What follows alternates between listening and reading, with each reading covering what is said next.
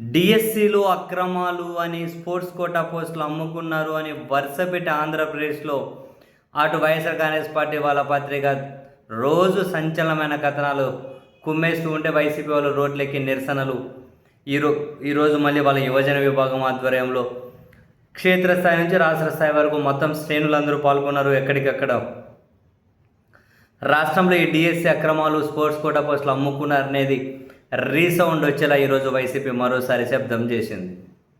ఎక్కడికక్కడ కీలక నేతలందరూ పాల్గొన్నారు. ఈ కాన్సర్న్ మినిస్టర్ అయినటువంటి నారా లోకేష్ గారిని ఏకంగా A1గా అరెస్టు చేయాలి, సిబిఐ విచారణ జరిపించాలి అని చెప్పి జక్కంపూడి రాజా గారు లాంటి వాళ్ళు అయితే నేరుగానే డిమాండ్ చేశారు.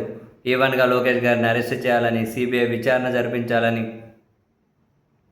తనను మంత్రి పదవి నుండి బర్తరఫ్ చేయాలి అని చెప్పి ఈరోజు ప్రతి చోట వినిపించిన డిమాండ్ ఇదే. లోకేష్ని బర్తరఫ్ చేయాలి, లేదా లోకేష్ గారు రాజీనామా చేయాలి, సిబిఐ విచారణ జరిపించాలి అని. అంటే హెరిటేజ్లో పాలు పెరుగు ప్యాకెట్లు అమ్మేసినట్లు డిఎస్సిలో ఉద్యోగాలు అమ్మేశారు అని, దీని మీద ఖచ్చితంగా ఒక హై లెవెల్ విచారణ జరగాలి అని, నిరుద్యోగుల జీవితాలతో వీళ్ళు ఒక ఆట ఆడుకున్నారు అని చెప్పి వైఎస్ఆర్ కాంగ్రెస్ పార్టీ వాళ్ళు రోడ్లకి నిరసనలు, ఎక్కడికక్కడ అధికారులకు రిప్రజెంటేషన్లు కూడా ఇచ్చుకుంటూ వెళ్ళారు. ఇది రోజు రోజుకు ముదురుతూనే ఉంది. నిన్న విద్యాశాఖ అధికారులు వివరణ ఇచ్చిన తర్వాత ఆ వివరణ ఏమి సంతృప్తికరంగా లేదు. ఆ వివరణ మరికొన్ని ప్రశ్నలను లేవనెత్తింది. చివరికి వాళ్ళు కూడా రాజకీయ నాయకుల్లాగే డిఎస్సి మీద తప్పుడు ప్రచారం చేస్తే కేసులు పెడతాము, అది చేస్తాం, ఇటువంటివి నోరు తెరిస్తే కేసులు పెట్టేసుకుంటూ పోతారా? తీవ్రమైనటువంటి ప్రశ్నలు వస్తూ ఉన్నప్పుడు నిరుద్యోగుల జీవితాలతో ఆటలాడుకున్నారు, పోస్టులు అమ్మేశారు అని చెప్పి వార్తలు, ఇటువంటి ఆరోపణలు ఒక ప్రధాన రాజకీయ పార్టీ రోడ్లకి నిరసనలు వ్యక్తం చేస్తూ ఉన్నప్పుడు అకౌంటబిలిటీ అంటే ఒక జవాబుదారీతనంతో సమాధానం చెప్పాల్సిన బాధ్యత ప్రభుత్వం మీద ఉండి తీరాలి. ఇది ఇంట్లో వ్యవహారమో మరొకటో కాదు. విపక్షం అట్లే అంటది, మనం ఏదో సైలెంట్ ఉండిపోవాలని.